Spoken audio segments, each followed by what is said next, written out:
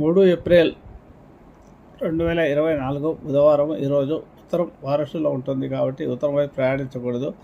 ఒకవేళ ఉత్తరం వైపు ప్రయాణించాలనుకుంటే ముందుగా తూర్పు పడమర వైపు వెళ్ళి పనులు ఏమైనా ఉంటే చూసుకొని ఆ తర్వాత ఉత్తరం వైపు వెళ్ళి పనులు చేసుకుంటే ఆ పనిలో మీకు విజయం లభిస్తుంది.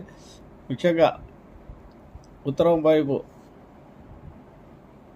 ఈ పనులు ఉంటే వాయిదా వేసుకోవడం మంచిది. లేనిచో పడమర వైపు పనులు చేసుకున్న తర్వాతనే ఉత్తర వైపు వెళ్ళి పనులు చేసుకోవడంలో మీకు సానుకూలత ఏర్పడుతుంది.